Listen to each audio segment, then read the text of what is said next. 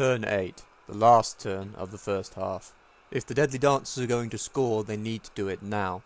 The best placed player to do it is his catcher, Kalen Amnor, the one standing beside the War Dancer. In order to reach the end zone though, due to my defensive deployment, that catcher will have to dodge through multiple tackle zones. The first task of the Wood Elf team then is to alleviate some of the strain from those zones by blocking and blitzing against the foremost of the players exerting them. The first attack yields only a pushback result.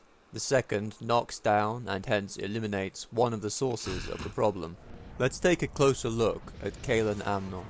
The Wood Elf catcher is an agility stat 4 player equipped with the catch skill. This means that though Kalen is currently in a tackle zone, he has an 8 in 9 chance of successfully receiving the ball. In delivering the ball to Kalen, Darkenral once again farms experience with a short pass rather than a handoff, and this time there are no improbable disasters.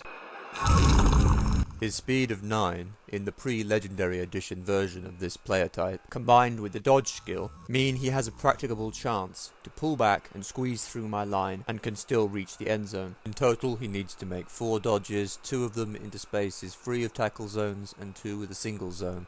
Factoring in his dodge skill, I calculate his chance of success for this breakthrough charge at 41%. You get nothing! You lose! Good day, sir! That was the last chance to score in the first half. I'm just out of your range. Tomorrow. All your sufferings in vain. Tomorrow. And with that, the first half is effectively over. The Deadly Dancers can't score, but nor can Cluny's army, since they have no one in reach of the other end zone. I can take 2 optimistic pops at injuring the War Dancer, and one of the catchers. I get knockdowns, but that's all. But hello, what are the crowd staring at? The same thing you are, Kara's panties. They're only human, after all. Well, some of them are. Ish. You can see she takes her Wood Elf sensibilities very seriously. Wearing green like that makes her feel closer to the forest. In the last move of the first half, I tried to take an experience point from a short pass for my own thrower, but he's so distracted by all this underwear, his sure hand skill is of no avail. So, it's half time and 1-0 to Cluny's army. The Wood Elves are now going to have to be aggressive. Now the blood flows. The second half begins. We have our rerolls back, and this time I will receive. The Deadly Dancer's defensive deployment should look familiar to you. It's the same one I used. 2 lines with the centre weak. It stands to reason the Elves intend similar defensive tactics. I deploy with the strong centre, and intend to break through there with enough receivers to alarm the defence and keep them guessing. Since I have the initiative now, but I'm 1-0 up, I abandoned my previous plan for a slow grinding touchdown this drive, and instead will seek to throw the opposing team on the back foot by scoring as quickly as I can. It's a gamble, but it's the kind of play Skaven are designed for. A quick snap kickoff event lets me move most of my team 1 square before the ball lands, which, when it does, bounces off Darklaw's melon and onto the sideline. A lineman goes to help him keep an eye on it. I begin attacking the centre with a series of blocks, opening the way for my gutter runners to penetrate. The placement of the ball involves some slight danger for me. My thrower is the natural player to pick it up, with his sure hand skill. But as you've already seen, such rolls can fail. I move players around the ball for protection in case of a turnover, but if the failed pickup bounced the ball off the pitch, and there's a 3 in 8 chance that it will, I have no idea where it will be tossed back on, and it could well be right into the dancer's area of control. Fortunately, Scrag doesn't let me down when it counts. He's glad to finally have something to do this match. Continuing the attack on the scrimmage line, I use up a reroll to get a down result, and start pushing forward. I get 3 good receivers into position downfield, all of them simultaneously useful as diversions to soak up enemy players marking them, weakening the Elven position on the other side of the field. This creates options for a possible switch of tactics, depending on how my opponent responds. All 3 runners are in a good position to score. And talking about scoring, we haven't had these ladies from this angle yet, so to speak. So, here you are. Enjoy. In reply, the deadly dancers, sure enough, concentrate on marking receivers. Every player adjacent to a runner makes it more difficult to dodge away, and every tackle zone on him makes it riskier to choose him for a handoff or a pass. The other option would be to attack the guards I've set around the ball, congest my position there, and put zones on Scrag himself to make me risk dodging away with him. It's a tough call either way, but this one is a good tactic. The one deviation from this policy is a move by the catcher Kalen downfield. An ambitious play with the idea of having someone in reach of my end zone to score once I fail a roll, or slip up and expose my carrier to attack. In total, 7 Wood Elves are devoted to this task, including Kara Maud Sith, the War Dancer, but she has her own opinions on how best to play Blood Bowl, and it involves blood. One of these days these boots are gonna walk all over you. One out indeed, Jim. I'm down 11 players to 10 for the rest of the match, and this is only the beginning. Being a rat down makes quick action to score more urgent, before my opponent brings more weight to bear on me than I can muster back to break through. I choose kill Cluny, the centremost gutter runner, and elect to hand off the ball rather than pass, since Scrag can reach him without a go for it needed, and it reduces the number of risky rolls required for the play. But I must clear a path for him and reduce the burden placed on him by the markers. Lineman Frogblood assists to ensure a 2-die block, and Fangburn the Storm Vermin blitzes to punish the meddlesome lineman Warren for his insolent interference. Cluny's army could very possibly screw this play up, so I set Scumnose, my rearmost lineman, to mark Kalen the catcher in my half of the field as insurance. I also send my other free runner forward to beef up my presence in the area where the ball's going to pop free if things do go wrong. Reroll ready, 1 zone, it's an 8 in 9 handoff. Then he needs 2 dodges, a 5 in 6 and a 35 in 36 with his dodge skill. 72% chance total.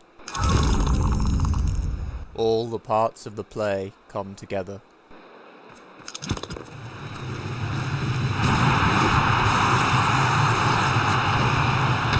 And when a play comes together in Blood Bowl, fate is a puppet in your hands, and you know what to do with a puppet. Bela Lugosi? Pull the string. Dance to that. Do you hear these words? Pull the string. Pull the string. Let these words be your battle cry. And it's 2-0, time to set up for a new drive. 2-0 is a lead comfortable enough that a draw is more likely for me than a defeat. But I'm now outnumbered, and can't deploy a full defensive screen. And as you're going to see, the state of my team's health is going to get significantly worse, as the errand boy sent by grocery clerks collects the bill. The Wood Elves have deployed massed on my right, ready for a heavy blow and a rapid touchdown to start setting the score straight. But then, something happens that throws the whole situation into confusion. A blitz kickoff event. Before the ball lands, I get a free move with every player not adjacent to an opponent. Since I have a spare touchdown in the bank, I take the most ambitious option and make a grab for the ball. It's going to land on my left in the midfield area. Because the Elves are concentrated on the other side, I can hook around to gather on the area. Only a 1 in 12 chance of this happening. When it does, it can be pure gold, though how useful it is depends on how the teams have deployed, and also varies from race to race. It's nothing very special for a slow-moving team like Dwarves, for example, but it can be radioactive gold dust for fast movers like Skaven. Oh, wait a moment, what race am I playing again? Oh, that's right, Skaven! Well, you realise the gamble all this represents. The Deadly Dancers get the next move, and if they grab the ball and make a pass, they'll face an almost non-existent Skaven right to exploit, and I will have almost no chance of stopping them from scoring. The crowd are excited, judging from the twitching arm movements of the hideous mutant children they have sitting on their knees waving oversized comedy foam hands, as you can see there in the corner. A ball-shaped boon from heaven descends into Dark Claw's waiting paws. Catching your own kickoff is entirely legal in Blood Bowl, and is one of those ninja moments when you feel the strength of your kung fu flowing through your veins. Darklaw is the master, and as you can see, he possesses the power of the glow. Now we will see. The Deadly Dancer's coach gives the super special secret signal. Now is the time to drop the hammer. 1. The useless Red Tooth jumps at the chance to show how stunned he can be. He's out for the next turn. The quickest Wood Elven players begin the process of relocating to obstruct my advance.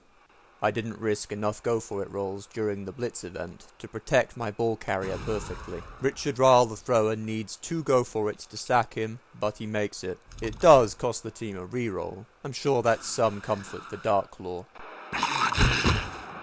as he lies stunned and snivelling in the dirt at his conqueror's sandaled feet. That's 2. More redeployment from right to left, and blocks made to save players from having to dodge in order to do it. 3. A blow for justice and freedom in a world gone mad. Fight! 2 out! Lineman Ragier is KO'd. The Dancers have a problem here, which is that there's no one within reach of the ball who has a clear run at it. So they first make safe moves to gather defensively around the site. Then, this happens. 4. Ragier, a lineman, is administered brutal mistreatment at the hands of the loathsome Nathan. Thus. Carnage! 3 out! Let's take a look at him. This is what a standard Skaven lineman looks like. His low armor value, high movement, and average strength make him similar to his Wood Elf counterpart here, but inferior in agility, and cheaper, more strategically disposable on a long-term league duration basis. He knows he's expendable, and it gives him bad dreams at night about pipe players. Nevertheless, all this has left me outnumbered by 11 players to 8, and only 6 of those players are going to be available to me next turn. Finally, Darkenral goes for the ball. It's a desperate grab through a zone, but he's under time pressure. 3 dodges total, 2 at 2 and 3, 1 at 5 and 6, and a 5 and 6 pickup, make it a 31% chance.